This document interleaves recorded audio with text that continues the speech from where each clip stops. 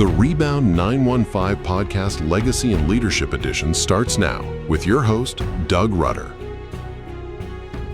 Welcome to the Rebound Podcast. My name is Doug Rutter. My guest today is Mando Medina. How you doing, man? Doug, what's up, baby? How are you? Good. So tell me the story. You got to go through what's the word, incendiary BS, like where you came from. You're an El Paso guy? Yeah, I'm born and raised in El Paso. Went to Isleta High School, went to UTEP, all that stuff. When did you go to Isleta? I graduated in 1992. Wow. And I'm also, the Honored X 2017. Nice. For Isleta. So, yeah. So then did the radio gig, of course, at KLAQ and KRD. What did you study at UTEP? Communications. Yeah. So did you finish? No. I did not. Yeah. Because I actually got the job at the radio station. You did the internship, and then next thing you know, had my foot in the door. And then one day I'm doing stuff with John Teicher and Steve Kaplowitz, and then 2 years later, I'm on the KLAQ morning show. Then I also had my own wrestling show, like within the span of maybe a year. Yeah. Was it always KLAQ when you were there? Yeah, it's always been KLAQ because I remember it was called K-Pass, right? K-Pass before me. That was before my time, but I started, I'm going to age myself, 1996. So I'm going on my 30th year that I began in the media. Wow. Yeah. Did you always want to be in the media? I always wanted to do something kind of in the media. I remember when we did the internship, because when I was going to APCC at the time as well. And then you had to pick and choose because you had to get an internship. You could either pick TV. I always wanted to do TV. Strange, I didn't end up in TV. You could do TV, newspaper, or radio. I had zero interest in newspaper. No offense to all my radio people. Aren't you glad you didn't pick newspaper? Well, you know what? I don't know. I mean, I think it might have worked out, but probably not the same effect because everything's so different now the way it was as it was 30 years ago. So I picked radio because the class that was being offered was the station was KRD. Back then it was just 600 KRD. And back then, as I saw, you have some we're gonna. I'm a flip. I don't know if you know this. I'm gonna flip this on you, and we're gonna have to talk about all the great stuff you've got. I did notice you have some tremendous Dallas Cowboys seats right the front extras of your beautiful establishment, and so I knew KRD 600 because I used to drive a 72 Nova to go to high school. It only picked up AM radio, so the one thing it did have was KRD, and back then, and still now to this day. I could listen to the Dallas Cowboys games on the radio, so that's why I knew 600. So when the internship came up, I picked KRD just because, hey, that's the sports station where they do the Cowboys. And little did I know, I would end up meeting John Teicher and all the guys there, and Steve as well, Kaplowitz, and everything changed from there. Yeah. So was Kaplowitz on all the way back then? He's been yeah. on there forever. Steve actually started a year before I did. He came out of Texas. And he started at KRD and also at KLAQ. He was on the morning show. So Steve was literally a year before I was. Yeah. Were you on the daily morning show? I was. I came on to the morning show. I was the producer on-air personality in 2000. Yeah. So, and I was there up until I think 2015. Yeah, about 15 years. Yeah. Of hard labor. Yeah. Well, I mean. I think if you're in the media, I mean, it is hard work. I know stuff to my man JC. Shout out to my man JC. It is hard work, especially for the camera guys. Because you got to go out there in the sun. You got to film. You got to deal with the elements. We're in the studio, so it's really not a big deal. I mean, the only thing that people think is hard is what they call a radio remote, where you go to, like, for example, if we go to establishment, hey, come join us here. We're here from 10 to 2 or whatever. Only if it's hot outside or if it's cold outside. That's probably the worst it would be. But, I mean, you're in a nice, cozy, air-conditioned or heated room, so it really wasn't that bad. Yeah. So you mentioned the Dallas Cowboys. Yes, Tell me, sir. are we going to have a long year? You know what? I'm a very realistic Dallas Cowboy fan. My man JC knows that as well, is that for me, I don't get excited until they get past that first round. And then I don't get excited until they get past the second round, because honestly, if you don't make it to the NFC Championship game, it's been a waste of a season. Yeah. And we've seen that so many times. We've been wasting seasons since the 90s, bud. We have. I mean, we had our glory years. Obviously in the 90s, at least I can say, we can say everybody in this room that we've seen the Dallas Cowboys win a championship in our lifetime.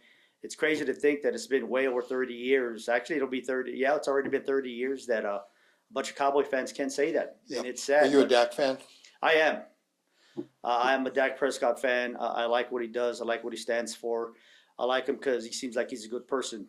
Never gets in any problems whatsoever. Kind of like my other quarterback, Antonio Romo. That's why I've always loved Tony Romo as well. Yeah. I mean, but you know, when you're the quarterback of America's team, there's pressure that's going to come with it. And, hey, you want every single person to know who you are in the country. There's going to come responsibility. There's going to come some pressure, and when you don't produce, you're going to get criticized. So it comes with the territory. Yeah. Especially for the Dallas Cowboys. It still blows me away how Jerry Jones, like we just talked about, they haven't won a Super Bowl, haven't been in the Super Bowl in over 30 years, yet they're the most valuable franchise in the world. That You a is Jerry amazing. fan? Oh, yeah.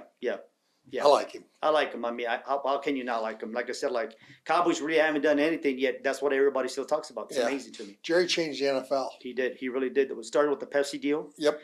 You know, and then he started his own stuff, kind of like a rebel. Then a lot of people don't realize he had a lot of stuff to do with the NFL Network and what the NFL Network has become now. So, like I love everything that he's done. Yeah. It's kind of tough today, though, the way the games jump around different channels, stations, or whatever. Yeah, it's very tough, especially if you're an NFL fan, especially if you're a WWE fan. We'll talk about that in a couple of minutes, too. But, yeah, when it comes to you got to have the NFL Network to watch some games. You got to have ESPN to watch some games. You got to have an NBC, Peacock. All that crap. But back then when it was, like, once again, I'm going to date myself. When you had the three, four major channels, it was just ABC, CBS, NBC, and Fox. It was easy. But now everybody's got a deal. Now you got you got Netflix. You got Amazon Prime. So you got to have everything just to watch an NFL game. What I do, I'm not watching that one today. I'll see the highlights. Yeah. So how has media changed in El Paso since you started? I think what is for the way I see the media has changed in El Paso is back in the day, everybody had one specific role. So, for example, like for radio I really can't put radio in there. Well, let me start with radio. The way radio has changed is that a lot of people, since they have this and they have your satellite radio, a lot of people don't really listen to radio now because you have your XMs and you can have your Spotify, you can have your iTunes, you can have your music there. Back then you didn't. You'd have to have a CD player or cassette player or things of that stuff. But when it comes to radio now, like especially local radio, and I think it's pretty sad because at the end of the day, no matter what I do, because I do a lot of stuff video-wise now, right? But radio is always going to be my first love, always, because that's how I started. That's why I still love doing all the football games with John Teicher and Coach Aaron Price for You do for the UTEP football games? UTEP. So, and we'll get to that in a couple of seconds. So basically with radio, a lot of people are not listening to local radio, but I still think local radio is great because you can still have like people come in, you talk about local stuff. But so radio is really winding down because the technology is where instead of having a DJ every single time slot, like let's just say like you got your morning show 6 to 10, then you had your midday guy 10 to 3, then you have your afternoon jock, and then you have your night jock, and then you have your overnight jock. Now it's just maybe a station's lucky if they have like two live slots. Like you have your morning, then you have your mid, and then everything else is recorded, maybe by somebody from out of town. And it happens a lot to different parts of the country where like there's maybe only, I know a couple of stations in town that only have really one live DJ at maybe in the morning, maybe in the afternoon. The rest of the time it's all recorded from people in different parts of the country because of the technology. When it comes to the TV people, I mean, newspapers is basically, it's sad because it's dying also because the news media, everybody's got their own website and people aren't buying the newspaper. And I know that's been a decline not only here in El Paso, but throughout the country. For TV, where I see the big differences were back then you needed a cameraman like my man JC, and then you needed a big crew. You needed a big TV truck to be able to broadcast. Now, when it comes to this stuff, one person is gonna have he has to be able to do everything. You got to be your camera guy. You got to be able to put yourself on there. You got to light yourself properly. You got to be able to edit all that stuff. That's why now, back then it was just a journalist. Now it's a multimedia journalist. The multimedia means that, hey, you better be able to do all these different jobs because you're going to be responsible to do all these things. And I'm sure JC can attest to that. So did you see or hear that the EP, is it called EP Fit Fam? EP Fit Fam? It's on Facebook all the time. Fit Fam? Yeah. They got picked up by Netflix Wow, really? last night. I had no idea. Is that nuts? That is crazy. It's crazy that Instagram, because they started on Instagram, and what they have done is just amazing. Where that's where basically the whole city of El Paso, Las Cruces, and Juarez, they like anything is breaking down like news wise, they go check there. Where back in the day you'd have to wait to see it on your local television. So like everybody, it's kind of sad too. When there's an accident, instead of people helping, the first thing they'll pop this out and they'll record what's going on. Yeah, the But that video I is saw amazing. with the announcement, Wow. showed turned over cars and two old Mexican guys fighting in the street. Yeah, yeah. Well, that's the thing. Like if something happens, people right away, let's check FitFam to see what's going on, because somebody's going to record it and send it to them, and then they'll post it. So it is amazing what they have been able to do. That's a big thing. And these phones with the amazing camera technology that they've got, like you can broadcast on these now, which is amazing. That's how the media has changed, because now instead of having like this tons of equipment, and all you need that, even in radio too, all you need is the phone. You can literally broadcast through the phone. If you don't have a fancy microphone, you can use the microphone that the phone has. But yeah. Well, we're going to take a break. When we come back, we're going to talk about the UTEP miners. Empire Metals provides both common and hard-to-find metals in a wide variety of shapes and sizes. As a distributor, we carry products such as stainless steel, galvanized, black steel, copper, brass, bronze, nickel, titanium, and many exotic alloys. These articles are offered in form of plate, sheet, coils, bars, rods, tubing, pipe, and many other shapes. We're back on the Rebound with Mando Medina, and we're going to talk about UTEP now. So it's the dreaded season. Yes, sir. Well, it's not dreaded. The season is upon us. It's time to get excited, baby. You got to be excited. UTEP football. What's going to happen? It's funny, Doug, because I always ask the voice of the miners, John Teicher, that, hey, man, what do you think? How are we going to do this year? And he'll look at me and go like, well, we'll see. And I used to think that was like, man, come on, just give me an answer. But now I understand, because you never know how it's going to go. We really have to wait and see. I mean, realistically, third year, Coach Scotty Walden, third year we have a different quarterback. Third year we have brand new coordinators in the major positions. And third year, now like he's bringing in all his people he wants, and very tough schedule. Open up the schedule at Oklahoma. Then we play here at the Sun Bowl, winnable game. Then the one I'm excited about is Big House at Michigan. It's never happened. I know Teicher's excited for that because he's never broadcast a game. He's from Michigan. He's never done a game there at the Big House. Are you going to go do that? Hopefully, yeah. I do travel with the team. I travel with the radio crew, which is me, John Teicher right now, Coach Aaron Price, and Norbert, our engineer. That's our radio broadcast crew. So I've been doing it. I think this is going to be my 8th or 9th season. But yeah, we travel along with the team for football. Okay. So how do you sell a program that, I guess last time we won was what, 88? Yeah. Right? So how do you sell? Well, actually, we did good a couple years ago when we went to the New Mexico Bowl. Well, we started real strong and then still ended up 7-5, whatever. Got to the New Mexico Bowl, weren't able to win. They haven't won a bowl game since, is it 66, 67 or something like that? They beat Florida State at the Sun Bowl. It's been a long time, very long time. Like you said, the way you sell it is there's always hope and that they're progressing.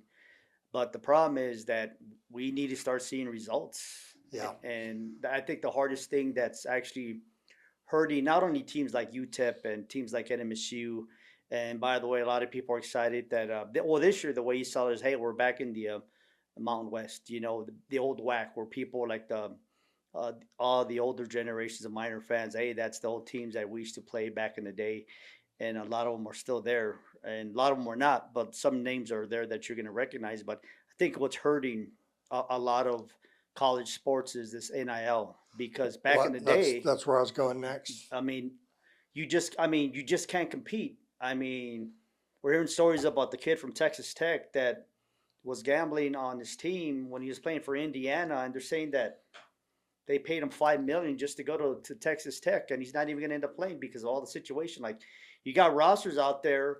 I think Indiana was like maybe a $40 million roster. I'm not talking about the program itself. I'm not talking about the coaches. The players themselves Labor cost. are making like $40 million combined. Well, There's no way a team like UTEP can. Well, you look at Oregon, unlimited Yeah. NIL. Yeah. Unlimited. You got Phil Knight there and just sponsoring. It's like they're printing money. And so the lower mid-tier schools like UTEP, NMSU, you can't compete with that type of. But see, that's what the common fan doesn't realize. Yeah, but that's the athlete you're going to get is the Yeah. athlete you can afford. Correct.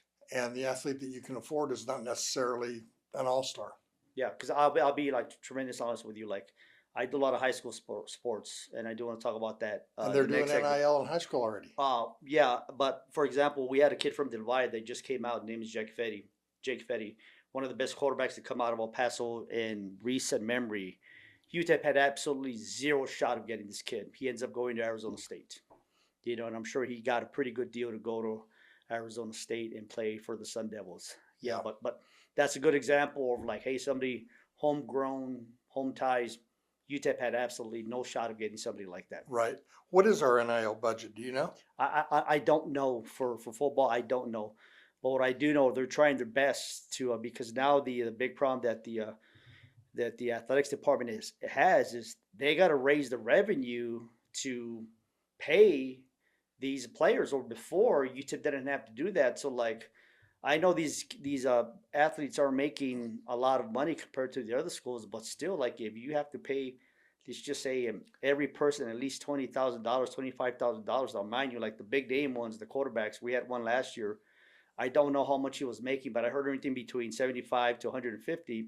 And the sad thing is when they don't produce on the field, quarterback's not here anymore. Yeah, I mean, but the athletic department still has to raise all that money to try to keep these kids here. And I think eventually what the NCAA is going to have to do, they're going to have to basically put a salary cap on it. It's like, hey, this is how much money you can spend, and that's it, to make it fair for everybody else. Because until they do that, Doug, it's going to be your big schools, your Oklahomas, your Michigans, like all the top tier schools are going to continue to have all that top talent. Because like when UTEP does have a couple of good players and they have a good year, they're going to bounce and they're going to go somewhere else, because that's exactly what's happening. Because now the coaches have to keep recruiting their kids. Once they're on campus, they have a good year, you got to try to convince them to stay here, because there's always somebody trying to reel them in. Sure. Look at the basketball program. Oh, yeah. At UTEP. We started with nothing this year. And we Zero started with players. nothing the year before as well. I think last year we had, only 2 or 3 players that stayed. And this season, how do you build a program? I don't know. And I think it's sadder when it comes to basketball, because, of course, with the legacy that we do have with UTEP and basketball, it's very tough. But I think NIL is a big problem. I have no problem that these athletes should get paid, because we see, I see because when sadly we don't see it here at the Sun Bowl, because I remember the heydays when we had Mike Price and different coaches here, where like we'd consistently have at least 35 to 40. And I remember when that year where the Sun Bowl was being sold out every single week, 50, back then it was 55, but now with the renovations, it's like maybe 45. But still, I see when we travel to the big schools, like when they play Tennessee, Nebraska, Colorado State, just the stadiums we go to, and you see all the amount of people that are there, like there's no way UTEP can compete with those schools at all. Yeah. Can we compete in the Mountain West? I think so. I still think that at the end of the day, Who's the big dog in the conference? It's very tough to say who's going to be the big dog, because there's a lot of turnaround, because some of the big schools that were there, they left and went to another conference. So the teams that came in, moved on. So it's kind of like I said, we'll have to wait and see. But I think the only way UTEP is going to be able to compete is that they have to come together and play as a team. If you have good chemistry, I think that goes a long way. But like I said, it's like we'll have to wait and see, because I remember last year when UTEP played Texas, it was a situation. It is like, oh man, I hope we don't get. I don't hope we get embarrassed and destroyed. And it turned into like, oh man, we could have won that game, you know. And nobody gave UTEP a chance against Texas. And up until maybe midway through the third quarter, that was a very tight game. And then you would have thought that the very next week we would have transferred. I can't even remember who we played at the Sun Bowl, but then all of a sudden we got destroyed by the previous team.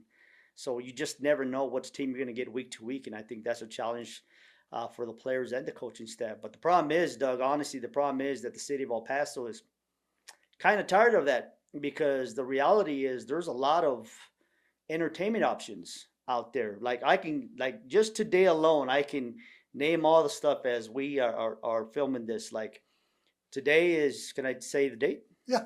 Today's July the 11th. So today, just in El Paso alone, there's an MMA event happening at the Coliseum. The Locomotives are playing. If you decide to stay home, you got 2 tremendous games of the World Cup happening. And then you have Conor McGregor making his return in the UFC. And if you're a wrestling fan in Las Cruces, the WWE is back in town for the first time in about maybe 4 years. So there's a lot of competition. So when it comes to football season on a Saturday, like, you can stay home instead of going to the Sun Bowl. I mean, I implore you to go to the Sun Bowl, because I've seen it where the players really do feed off the energy from the fans.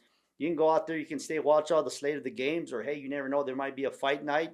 There might be something else going on. There's a lot of competition. Movie theaters are going on. So, like I said, there's your Hulu's, your Disney Plus. There's so many entertainment options, because at the end of the day, sports is just entertainment. That is. You know, and the way the economy is now, people have to be decisive how they're going to spend their money. Yeah. We're going to take another break. And when we come back, we're going to talk about the UFC, and we're going to talk about the WWE. Protect your largest investment with Red Rhino Roofing, locally owned and operated. Our services include roofing contracting, installation, and repairs, all tailored to meet your specific needs. It's vital that you address any roofing issues promptly. We believe in never postponing necessary repairs, because small problems can quickly escalate into major concerns. Whether you need minor repairs or a complete roof installation, we're here to help you every step of the way. Call us today to schedule a free consultation, and let's work together to safeguard your home with expert roofing solutions. That the EP, is it called EP Fit Fam? EP Fit Fam? Mm-hmm. It's on Facebook all the time. FitFam? Yeah. They got picked up by Netflix Wow, really? last night. I had no idea. Is that nuts? That is crazy. It's crazy that Instagram, because they started on Instagram, and what they have done is just amazing. Where that's where basically the whole city of El Paso, Las Cruces, and Juarez, they like anything is breaking down like news wise, they go check there. You know, where back in the day you'd have to wait to see it on your local television. So like everybody, it's kind of sad too. When there's an accident, instead of people helping, the first thing they'll pop this out and they'll record what's going on. Yeah, the But that video is I saw amazing. with the announcement, Wow. you know, showed turned over cars and 2 old Mexican guys fighting in the street. Yeah. And, well, that's the thing. Like if something happens, people right away, let's check FitFam to see what's going on, because somebody's going to record it and send it to them, and then they'll post it. So it is amazing what they have been able to do. That's a big thing. And these phones with the amazing camera technology that they've got, like you can broadcast on these now, which is amazing. That's how the media has changed, because now instead of having like this tons of equipment, and all you need that, even in radio too, all you need is the phone. You can literally broadcast through the phone. If you don't have a fancy microphone, you can use the microphone that the phone has. But yeah. Well, we're going to take a break. When we come back, we're going to... As an official sponsor of the NFL, Jersey Mike's wants you, Eli Manning, to be our new spokesperson. I'm in. I love Jersey Mike's. Hold on. Jersey Mike's new spokesperson? You're stealing my job. I don't want to steal anything. Lies. Eli's. I just love these subs. You'll be hearing from my lawyer. He's very prompt. Jersey Mike's, a sub. Hey, that's my line. A sub above. Before we jump into the wrestling and the UFC, let's talk about the Sun Bowl. Yes, sir. How good is the Sun Bowl for El Paso? I think the Sun Bowl is the number one event that happens in the city of El Paso every single year. It's not even close. I don't care if there's a big fight. I don't care if we get WrestleMania here, which we're never going to get. I don't care what we get here in the city of El Paso. The Sun Bowl is still the number one sporting event that happens in the city of El Paso because it's consistent. It happens every single year. And honestly, I think the fans of El Paso, they know that the Sun Bowl Association is going to put together a great event. It doesn't matter what happens. Just talk about what happened the year after COVID, where I think it was it Oregon State, and I can't remember the two teams, but I remember Bernie put together the one of the teams. It was Miami. Miami wasn't able to come because a bunch of the players had COVID, so they weren't able to travel. And then by somehow, I think one of the bowls in Arizona, one of those teams also. So Bernie was able to put together still a bowl game. And I think the experience El Paso remembers is that, hey, you know, the Sun Bowl is consistent. It looks great on TV, but hey, guess what? We're still going to go out there and have a good time because with the Sun Bowl, it's tradition. Growing up, I remember going to the Sun Bowl. I still remember going to see Texas, North Carolina, and it was snowing. I think I was like 10 years old. I was freezing my butt off, but I was at the Sun Bowl. You have those core memories when it comes to the Sun Bowl. So I think what Bernie and the Sun Bowl staff have done is just amazing because, and look at the game. And for some reason, I know a lot of people in El Paso kind of criticize the teams they bring in, but you know, it is what your contract is. But that game that we had this year with Duke, it was just amazing. It came down to the wire, and it's beautiful on TV. It's beautiful. It's beautiful on TV. CBS has done it for so many years, and everybody says that consistently, all the coaching staff, the players that come in, that they love, because a lot of people don't know what to expect from El Paso one thing I do want to say about the Sun Bowl itself, when I'm traveling with UTEP and we're on the bus, and the first let me give you a quick example, like when they play Oklahoma first week, what we do, we fly, we land in Norman, and then we drive straight to the stadium so the players can see the stadium, so they're not shell-shocked when they go the day of the game. So, but the thing I like to see is, like, I wonder what the stadium's going to look like, especially with some of the schools, Conference USA. And then, so we drive up, okay, it's a good-looking stadium, whatever. But then I can only imagine how these people are when they come to the Sun Bowl, like, hey, where are we going? It's a mountain. And then all of a sudden, there's a stadium in the middle of a mountain. That is amazing. It's one of the most beautiful stadiums in all of sports, and we take it for granted because it's all we know. But when you go out there and see the different stadiums, you see, hey, we got a gem in El Paso. So I've always said that the Sun Bowl has, without a doubt, been a gem. And like I said, they do a tremendous job. They bust their butts every single year, and I always have a good time at the Sun Bowl. Yeah. We have two gyms, the El Paso High football field. Oh, yeah. That is probably the best, one of the best high school stadiums in the whole country, without a doubt. Well, you know, changing to basketball, Eastwood got voted the number one place to play. That is a beautiful high school basketball. That is a beautiful gym that they've got there. I've been able to do a couple of games out there, and I'm sure you love it out there. It's great that they've done a tremendous job with it. You know, Eastwood's very nice. I don't know if you've ever been to the Bel Air It's gym. beautiful as well. It's three levels. It's just amazing what they're doing. Yeah. So we won the championship in '76. That's right. Do you know how many seats are in the new gym? 1,976. Okay, that's awesome. Isn't that crazy? That's awesome. That's a really cool deal. A great way. I remember when Strelzin, we didn't know the exact number when it came to the Haskins Center, but Strelzin just made up a number, 12,222, baby. By the way, I owe a lot to Paul Strelzin as well. I know you know Strelz. I love him. That's one of the reasons why I loved radios, because of Strelz. Because do you remember him with the Diablos, man? Oh yeah. Well, the thing is, when Strelzin had his talk show on KRD, I was his producer, his director. So I worked very close with Strelzin. But the thing is, when you work with people like that, you learn how they do stuff with Strelzin. I remember I'd be amazed because people would call in like, hey, Strelz, did you see this article in the paper? Like, I saw it, baby, I read it. So you saw how well prepared he was, especially when you do talk shows. So you learn from everybody that you deal with. Like with me, what was with Buzz Adams, with the Q, of course, John Teicher. Back with Teicher was with KRD, And of course, he does UTEP with Steve Kapelis. He's a good friend of mine. And then of course with Strelzin, those are the core where I learned a lot how to do stuff. So yeah, but I mean Strelzin was one of my favorite people. Yeah, he was something else. Yeah. He was great for the Diablos. Yeah. Great for him. Well, a lot of people don't realize too that Jim Paul, and shout out to Jim Paul, is that what Jim Paul did with all the giveaways, nobody was doing it. All that stuff started here in El Paso with the Diablos or the Sun Kings. And so when giving away the free caps, the free gloves, all the stuff that made minor league baseball entertaining, it started here in El Paso, and a lot of people don't realize that. You know, it's just when you start thinking about all the cool stuff in El Paso. Well, before we go away from that, let's talk about the Chihuahuas. Okay. How good are they for El Paso? I think it's great. They're doing a great job. And you know, I think they're doing a great job, and I think the marketing people will tell you, I'm sure the coaching staff won't, but marketing team will tell you, like, hey, it's the place to be. Go out there and have a good time. Like, if they win, bonus. If they win, that's a bonus. We just want to go out there and have a good time. And the Southwest University Park is one of the most beautiful stadiums. I remember when they first opened up that first game, me and Steve were broadcasting live from there. And literally, like, hours, I think even when we're broadcasting, they're still painting parts of the big house. You literally, like, before they opened the gates for everybody else, they were still painting it, you know. And for me, it was a tremendous honor, and I'm always going to have a near and dear Chihuahuas to my heart, because when they did the uniform reveal, I was one of the gentlemen that they picked to. I wore the black uniform when they did the uniform reveal. And I had that jersey.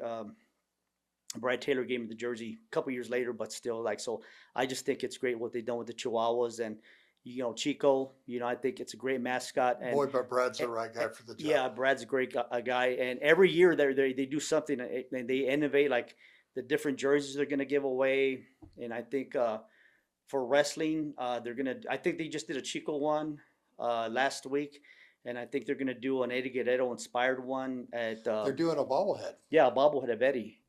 And the locomotives, because they take place here at the Southwest University Park, they're doing a bobblehead of Ozzy today. Good. You know, with the USA jersey. But nice. That's nice. A lot of people don't realize, like, a lot of stuff has happened here in El Paso. Yeah. So what did you think of the UFC at the White House? Honestly, I couldn't believe it actually happened. I am amazed they pulled it off. Happened on a big scale. Yeah, I'm amazed that there were no incidents. Of course, we saw all the reports where they arrested a couple of people, or they're trying to do something. The best, I'll tell JC about it, and the best way I can describe it is, it was like if you're playing a video game, because there's a couple of video games out there. Doug, I don't know if you partake in the video games, but I mean, I did back in the day, and I still do when I have time. And like, whether it be like a wrestling or a UFC or whatever, like it was more like the wrestling games. They let you pick your background, you know, and it's almost like, hey, I'm gonna create a fight at the White House. And how cool that it is. I thought it looked great. I couldn't believe that they did it. I know some people were offended because it is the White House. It's sacred ground, you know, and I just thought it looked great, and I couldn't believe they pulled it off. I mean, who are you going to pick to run your organization, Jerry Jones or Dana White? Ooh, that is a very good question. Well, if I want my company still make money, even though I'm not doing anything good, that's Jerry Jones without a doubt. You know, because we've seen what he's done with the Dallas Cowboys. But what I love about Dana White is he just doesn't care. He's going to go out there and he's going to try it. Like he said, he's never going to do another show at the Sphere because it was so expensive. The White House show cost him $60 million, but he takes risks. Both of those gentlemen take risks, and that's what you want for somebody. But that's a very good question. Who would I pick? Because, you know, Dana's going to be very, like, he's going to do whatever he wants to do, and he doesn't care what other people say, because at the end of the day, if you're offended, you don't have to watch. It's almost like if you're watching a TV show you don't like, don't watch it.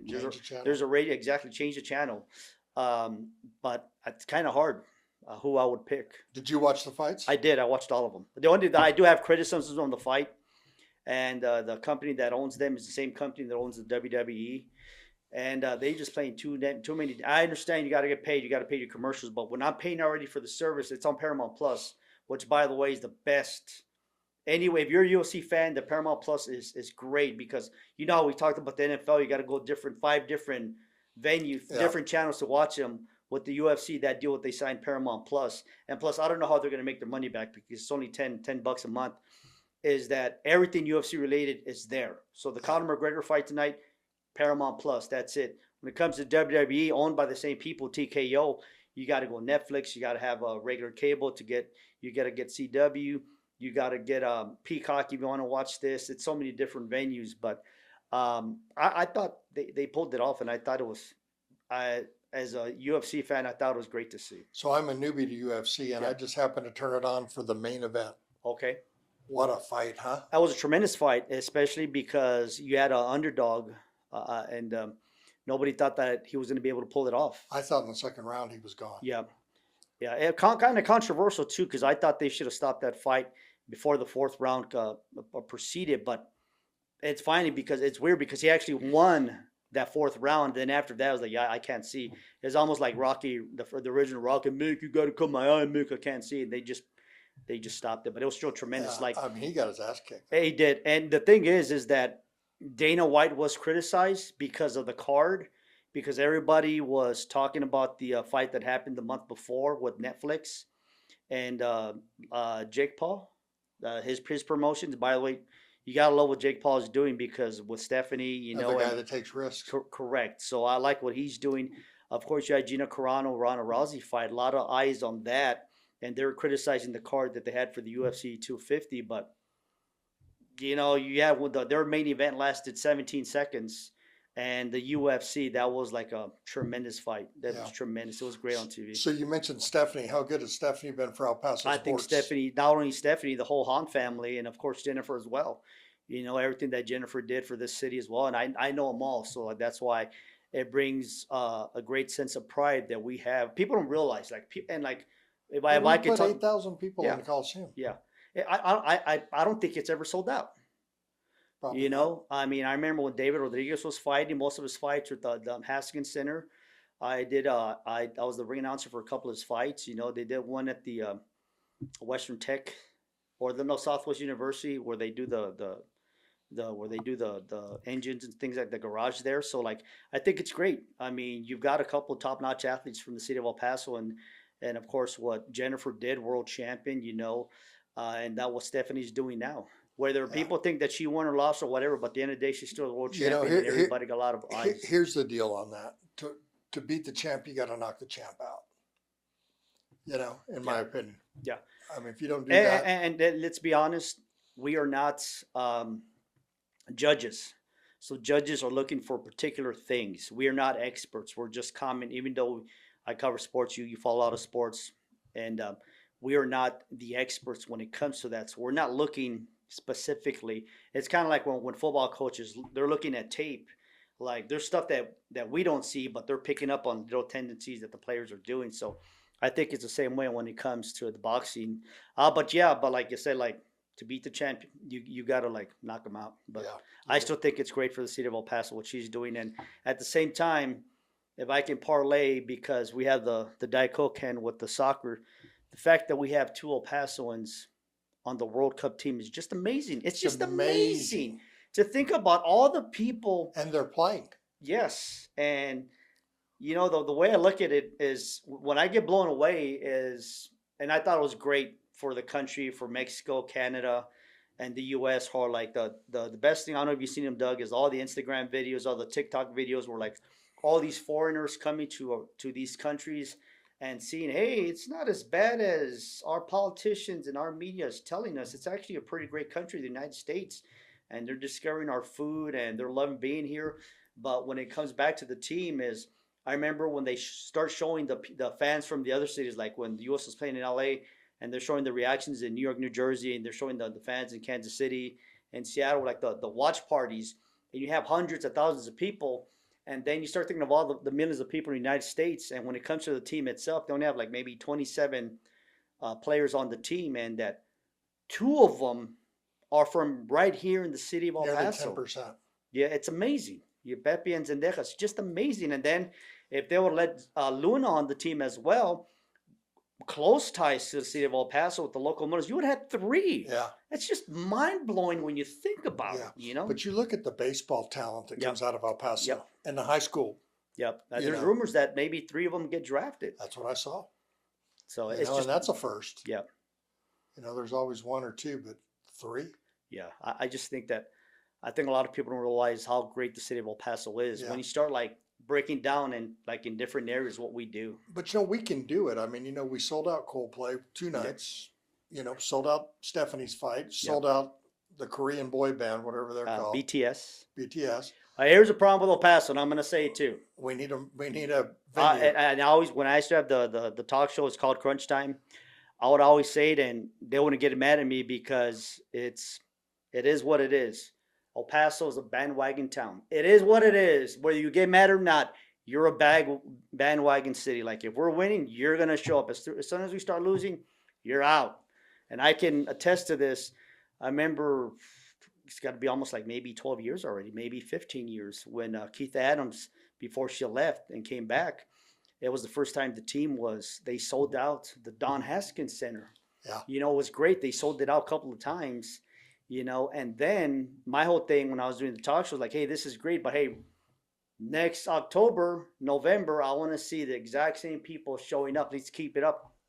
They don't show up. Yeah. So that when you start winning, they start supporting, and then they move on. I mean, like I can guarantee you, Doug, like we've seen like Dallas Cowboys decide to have an exhibition game here in the Sun Bowl one more time. It's going to be sold out. Unreal. You know, because we do show up for the big Why games. didn't we keep that going when we had the Cowboys come? I don't know. I know there was rumors that before they went to San Antonio, they wanted to do the training camp here in El Paso. I just don't know maybe why. I mean, I know Or it's an exhibition game.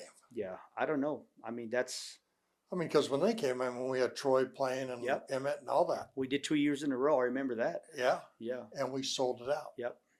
I don't know. I mean, you would think that we'd be able to keep that up. I don't know. I can't give you an answer to that, but I know that for certain things, like if they were to do, like I remember a couple of years ago, we had an NBA, this is like almost 20 years ago, we had an NBA exhibition game at the Don Haskins Center. I was there. And it was a lot of people went to that. I just don't know what the economics are to bring something like that. Or maybe the deals they've made with the cities to do those events. I just don't You know. mentioned the NBA. What do you think about everything that's going on there right now with LeBron and the money and Well, it's outrageous. I think Would Wemby sign 252 extension? I think like first of all, I'm never gonna be upset at the players, but hey, if somebody's gonna offer you all this money, you take it, my man, because at the end of the day, that is a part-time job. You're not gonna be there for. Certainly, like Kobe was there for 20 years. A couple of players are gonna be there for 20 years, but more likely, like the NBA average is like maybe four or 5 years, even the NFL.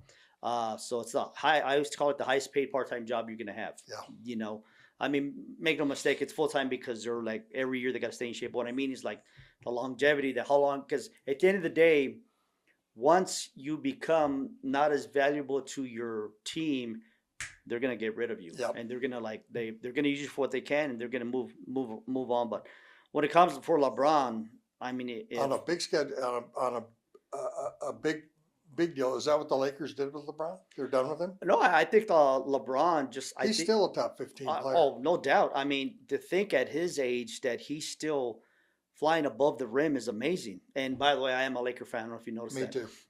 I did notice that when I walked in and saw the big Shaq jersey there. Did you try it on, by the way? My wife wore it one time to a party as a dress. Yeah. So I think what he has done for the sport of basketball has been amazing because you have your generational players, of course. I remember it was Magic and Bird. Before that, it was Dr. J. And then you went to Michael. I don't have to say the last name. I just have to say Michael. Everybody knows what I'm talking about. But come on, can you imagine Michael, other than to deal with the Wizards? But I mean, can you imagine Jerry West wearing a Celtics jersey, ring chasing? No.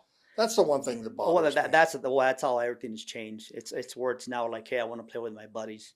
If I was Shaq, I'd go to Miami. You mean LeBron? No, LeBron, excuse me. I think honestly, I think LeBron is probably going to end up in Cleveland because he wants to end where it started. Can't win there. Well, I mean, at the end of the day, it all depends what he's thinking. Because if he wants to win, go to Golden State. Done deal. But it's yeah. But you're right. It's where I can't imagine Kobe playing for Philadelphia because he was from Philadelphia. You know, I can't imagine Magic all of a sudden playing for Detroit. I can't imagine Bird ever playing for Golden State or the Lakers or Dallas or one of those teams. You say you're a Laker fan. Top Sir. 5 Lakers. Let's hear it. Oh man, that's tough. That's very tough because you're gonna have the logo up there. You're gonna have Wilt. You gotta have Kareem. You gotta have Shaq. You gotta have Kobe, and you gotta throw LeBron. It's already 6. It's very hard to do. It is hard to do. But at the same point, it's not only the superstars. You got to look at your role players. Look at what Worthy did, you know, for the Lakers. Like Byron Scott, what he did for the Lakers. You know, I remember Robert Horry, Fisher as well. There's so many components that go into a championship. The last one that we got with the Lakers, Meta World Peace, made that play. You know, like with Kobe. You know, it was him. If Kobe didn't have a good game that day. And then with LeBron too, you had Anthony Davis and you know, Caruso was a big implement of that team. But so I look around the team, you know, Brandon Ingram, Caruso. We let go a lot of what I thought where they messed up was they got rid of Caruso. Yeah. You know, and then when Kobe won this last one, they got rid of I can't remember the player, but he was a forward, he was a role player. And then I think they let him go, and he went to Houston. He eventually came back to the team, but I thought that was a big mistake. Something with an I. I can't remember. I just can't remember. Yeah. But yeah. So tell me about the WWE. In what aspect do you want to know? What's going on with it? Oh, right now the WWE, like, they're making a lot of money because they've been able to go corporate, and like I said, they signed a deal with Netflix. And but they're in a situation now where like they got to watch what they're doing. And I'll be honest with you, because a lot of eyes are in the WWE, but like I said, it is kind of hard to watch because back in the day, if you wanted to watch Monday Night, the 2 flagship shows that they have is Monday Night Raw and SmackDown. And back in the day, you just had that cable or satellite. It was both the USA Network or the other one, whatever channel, but you just needed basic cable. So now that Monday Night Raw is on Netflix, so you got to subscribe to that. And then the SmackDown is on USA Network. And then they have another show called NXT, and I think that's free on CW. But if you want to watch one of the other pay-per-views, you got to have the ESPN Plus Unlimited plan to watch it, the pay-per-views. And then if you want to watch some of the other pay-per-views they do, you got to have Peacock. And the problem the WWE has, as much as I love it, and is that right now they are just charging way too much money for this. Like, I'll give you a prime example. What they're having in Las Cruces today is called a house show. What that means is it's not on TV. That means it's just like if you ever went to local independent wrestling, that's basically what it is. Like, you just show up, they do the wrestlers show up. These are the ones where they have a lot of fun because they can go out there, they can interact with the crowd, and you know that's when they start yelling at the grandma in front row and things of that nature, right? They're not restrained by time. Yeah, you got a 20-minute segment here, like to get you the match in, but on TV it's time. You got 5 minutes. You're in and out 5 minutes. We're taking a commercial break at this time, or back from commercial break, and it's time because it's TV. So they have more freedom, but since it's not on TV, that means you don't have like the fireworks. All they have now is they'll have the big jumbotron with the entrances, but it's really like they don't spend a lot of money. I mean, don't get me wrong, they're still spending money to do it, but it's not like every single wrestler has their fireworks, and it's not as theatrical as it is when it's on TV. Plus, it's on TV, and they're charging a lot of money. Front row for the Las Cruces show today, some of these tickets were $700. Holy smokes. For a house show. Now, if it's on TV, I've been to a couple of WrestleManias. The most I spent, mind you, it was a long time ago. I think the most I spent on one ticket was $150, and I was on the floor. So I think what the WWE, and I've said it before when some of the radio stuff that I do, is that I think what the WWE is trying to do is that they're treating their product is like the NFL. And I bring up the NFL the most because I can't use basketball or baseball because they have so many games. The NFL, you have 16 games, 17 games, whatever. So let's just say we talked about the Cowboys. Like, everybody in this building, we've been to Jerry World, right? We've all been there, right? So we're going to have to pay so much money to travel out there. We're going to have to pay so much money to get to the stadium. And once we're in the stadium, we're going to spend this amount of money for food and drinks, which is, what I'm saying is a lot of money. Right. And then the tickets themselves is going to be a lot of money. So, and we don't think twice about it because we're going to go see the Dallas Cowboys play whoever they play, the Patriots, the 49ers, the Giants, the Eagles, whoever they're playing, we're seeing the Cowboys in person. That's how the WWE, I believe, is treating their product. We're like, hey, it's rare that we're coming to your city, and because they're owned now by corporate, and they've said straight up, hey, we're trying to make as much money as possible. Because remember, not only do they own WWE, they own the UFC. So, and now they're into the world of boxing with the Zuffa boxing. So they're trying to make as much money as they can. So they're gonna nickel and dime you. They're gonna act like it's like I said, it's like if you're going to an NFL game, but it's just a regular house show. You're not getting the whole NFL experience when you go to these. That's the best way I can say it. Yeah. You know, and no disrespect. It's like if you're going to a high school game, but they're charging NFL prices. Right. You know, it's still like you've seen the stuff there. You've seen some components of what make it great. You know, but and to their credit, they are going to have some of the most popular wrestlers here in Las Cruces. So I mean, but that's how they're looking at it. We're like, but they got to be careful because about 2 years ago they were red hot. I mean, whatever they did was just gold. It was mainstream with The Rock they're doing, then with Cody Rhodes trying to get the championship. It was just everybody. But now it's like it's too expensive to go. And back when McMahon owned it, there's no way he would have charged that amount of prices for that. You know, because at the end of the day, you want to be affordable. But like, the way of looking at it is, hey, like, we're not coming to your city maybe once or twice a year, or maybe 2 or 3 years. So when we do come in, like, you're going to be willing to pay what we're charging, because at the end of the day, your kids or whatever, you yourself, you want to see these wrestlers here. Right. And that's exactly what's happening. But eventually it's going to bite them. Yeah. You know. We're going to take our final break, and when we come back, we're going to talk about Monster's life as a broadcast entrepreneur. In El Paso, legacy runs deep.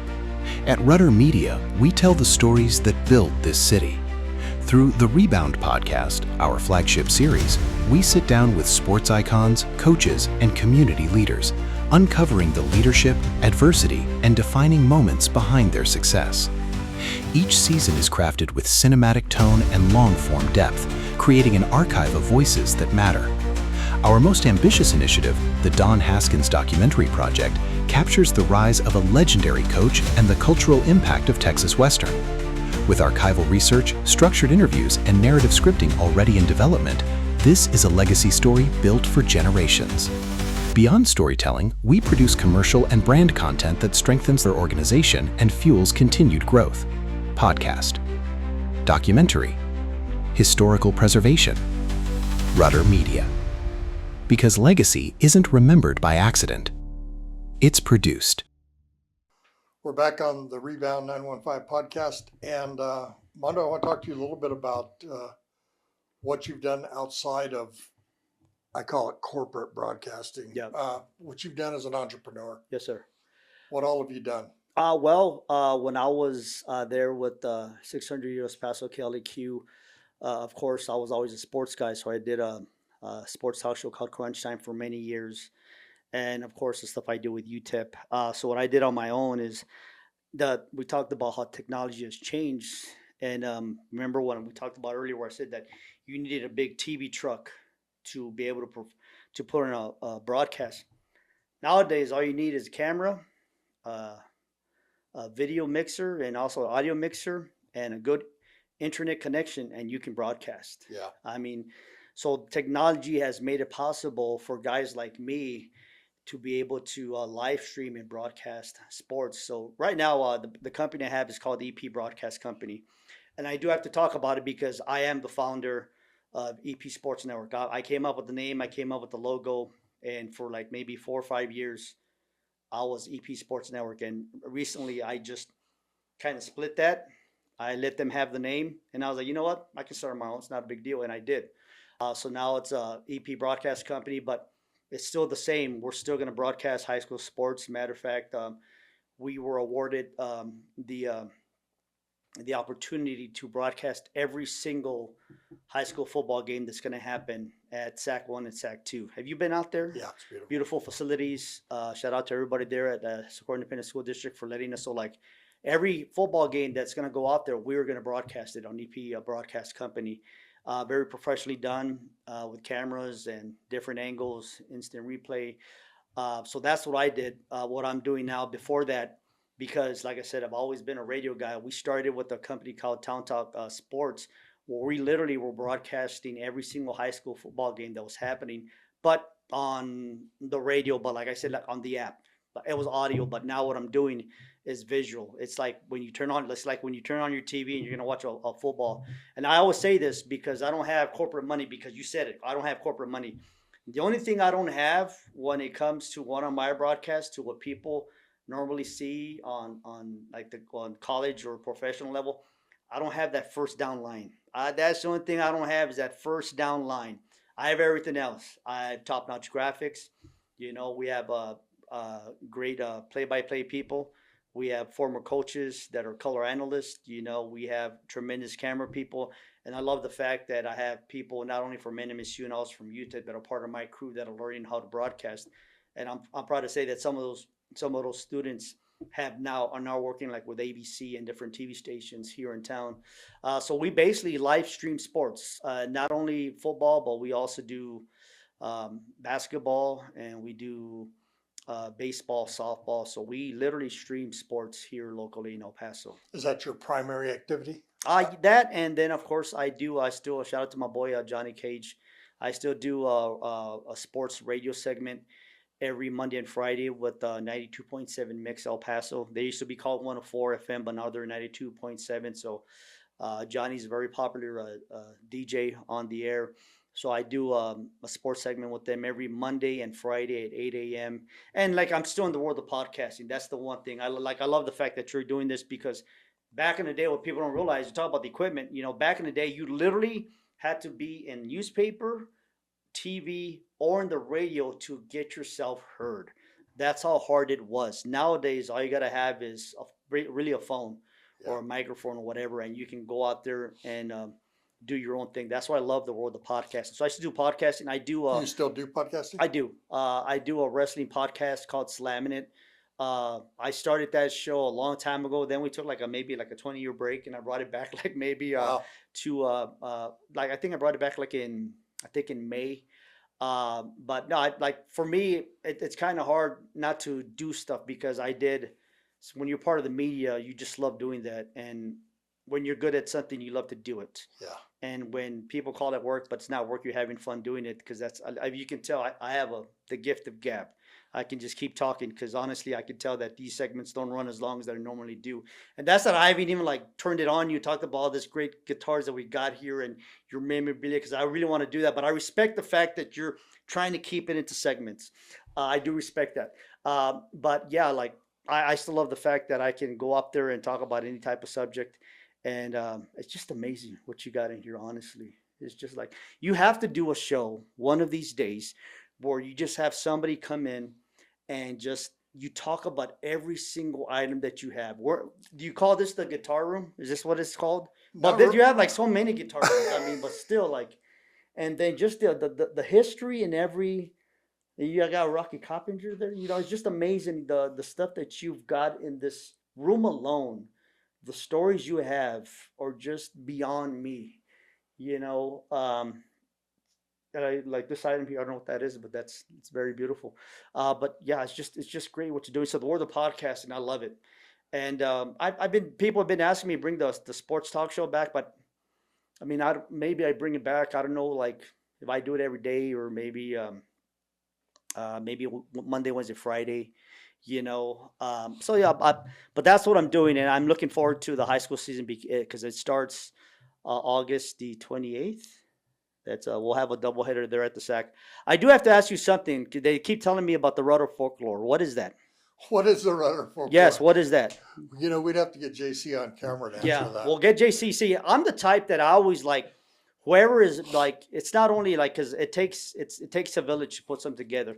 It's not just the people on camera. You got to respect your camera guys. I got two great guys. The one thing that I remember when I did do TV for a little bit is you right away become friends with the person that's pressing that button, that's switching your camera or playing your highlights or whatever. You right away become their best friends, because they can make you look bad very quickly. I remember one time, long time ago, when I was doing something with Channel 4 Sports, and I was part of their high school thing.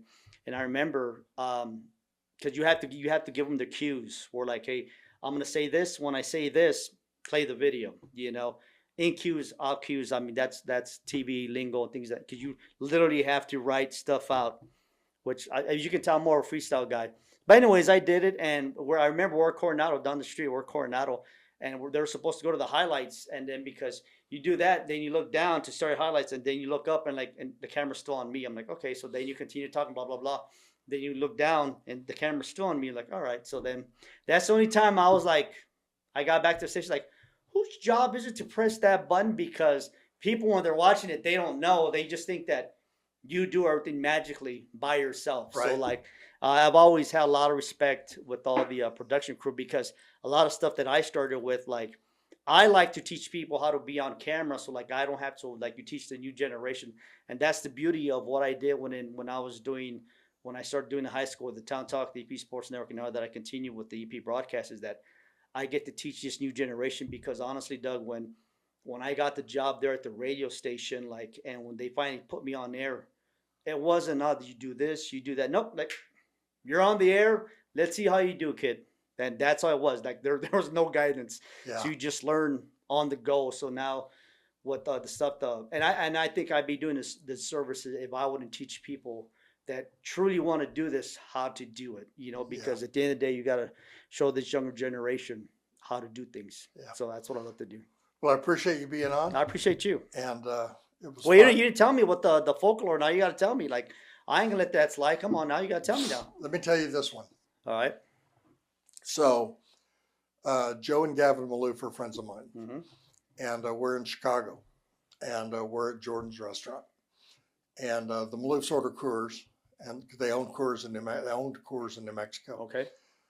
The maitre d' came over and said Jordan won't sell Coors because of apartheid, and that kind of pissed the Maloofs off. Okay. So a lime green Testarossa pulls up at the restaurant. Jordan gets out wearing a lime green suit.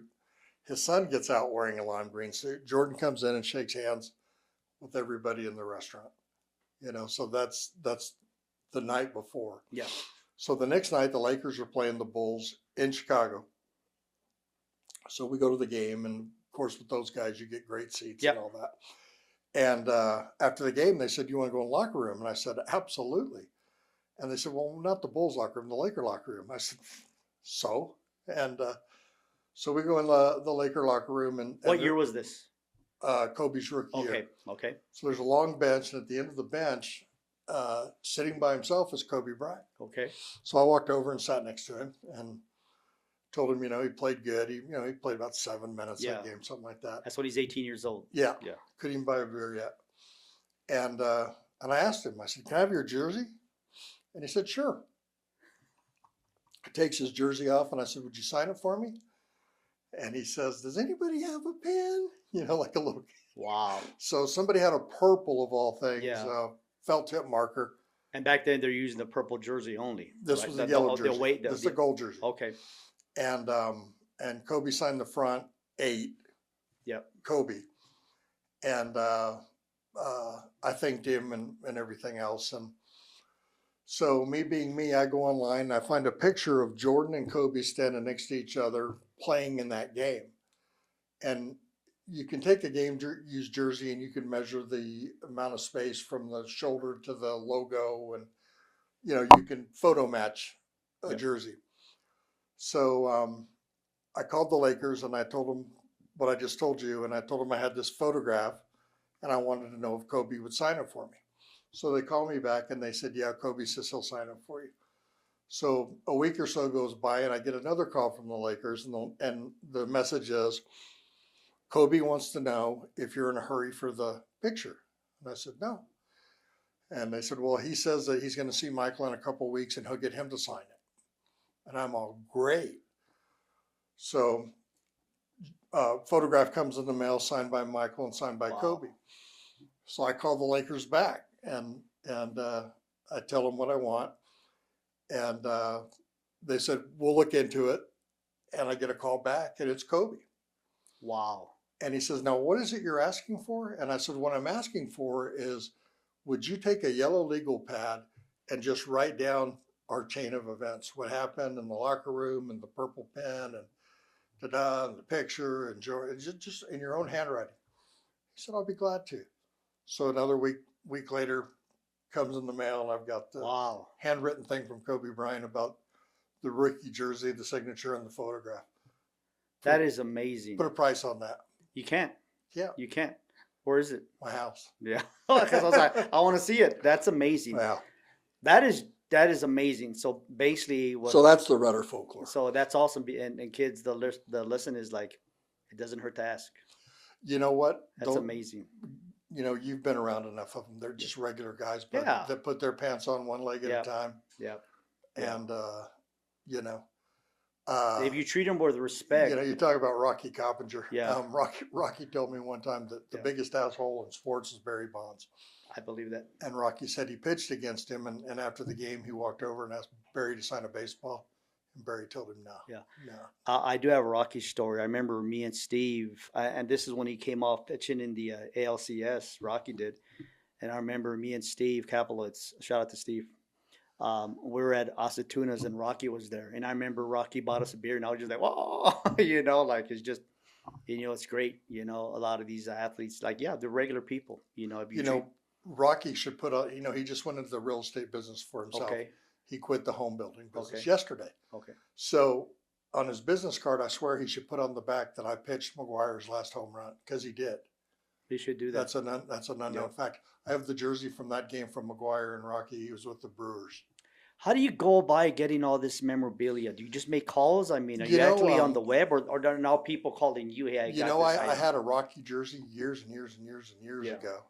And he was living over here by Coronado with Yeah. his dad, who's a great baseball head. Yep. And I went over and got Rocky to sign it. I've just been friends ever since. And when we had the Walmart shooting, Yeah. he put together a baseball deal, Yeah. and it was a bunch of the Butch Henry and, Yeah. All the El Paso and all those guys, and I had jerseys from all of them. Okay. And so I called Rocky. Rocky came over here, and I gave him all the jerseys, and they auctioned them off. That's And awesome. and that was a cool thing. But I love Rocky. And, Yeah, he's a great guy. He's a great guy. I He's done well for himself. He really. I have to ask, like, so how do you get this? All the memorabilia you have, like, you told me how you got the Kobe. It's obvious, like, you're just not afraid to ask, but like all these guitars, like, how do you go out there? They're signed by different people. You would be absolutely shocked at when you've got as much as I've got. People give you things. Because because you can tell as soon as you walk in, you're gonna treat them with respect. That's right. You know, and then they're gonna be displayed, and they're not gonna be in some garage. They're gathering dust. They're on display. Like I said, folks, this is just one room. I'm like, And see, I'm mad because I've got a series of Sun Bowl jerseys, yeah, and I don't have a room to hang them in. yeah, No, yeah. It's you amazing. want to talk about things to be pissed off about? Yeah, that's just amazing. Yeah. Yeah, Well, I appreciate your comments. appreciate you, brother. Join us next time for another episode of the Rebound 915 podcast with Doug Rutter.